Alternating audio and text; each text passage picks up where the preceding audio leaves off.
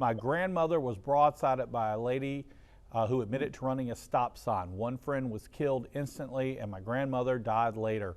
What legal rights do I have? Very serious question from Susan tonight. Jim, what are your thoughts? I know it's not the ideal here. This is probably a lot to unpack with this one. It is, and look, let me just talk a little bit about this in general. These kinds of cases are always difficult.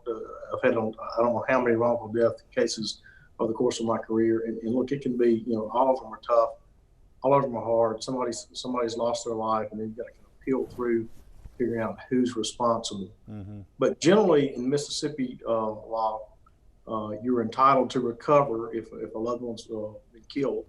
You're entitled to recover what's called the net present value of what that person would have recovered had they survived, what they would have recovered in their work capacity. So the net earnings, what they would have made over the course of their life.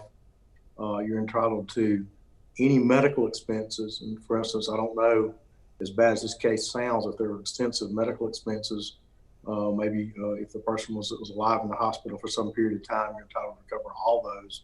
You're entitled to recover money for pain, suffering, mental anguish, emotional distress.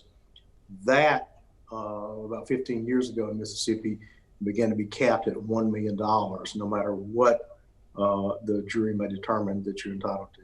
So that's the general type of damage that you're entitled to recover for. In a case like this, you've got to peel through the layers, and we fight hard and look hard. If someone's been seriously injured or killed, we really take the extra step to look at every possible avenue of recovery. So you may be able to recover, obviously, for the person who broadsided them. If they have limited coverage, oftentimes we'll look into what's called a products liability claim. Vehicles today have to meet really rigorous safety standards. And if the vehicle didn't hold up in the crash the way it should have, there may be a potential recovery against the vehicle manufacturer.